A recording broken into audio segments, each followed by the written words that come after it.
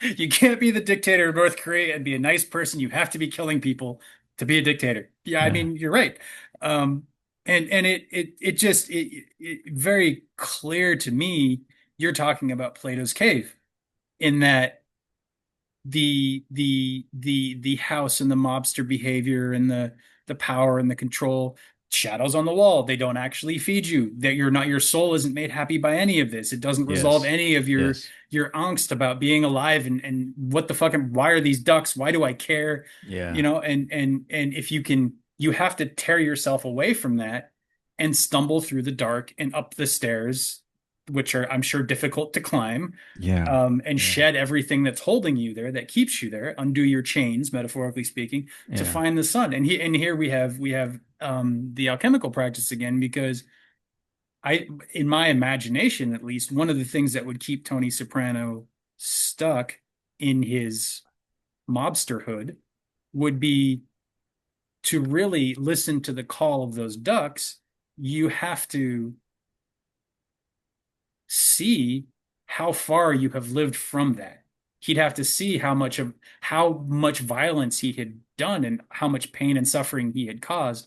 And that's the shit. You have to put the shit in the container and cook it. You have to look at some unpleasant things about yourself. And That's really good. Yeah. And that's probably, I would speculate that's what he's trying to use therapy, which he should use therapy to do. He uses therapy to not do. mhm, And there's a lot there. I mean, there's a lot of crimes there by the time he's reached his position that he would have to face, and to really go through the dark nights of the soul to really like realize what he's done. mhm, mhm. Yeah.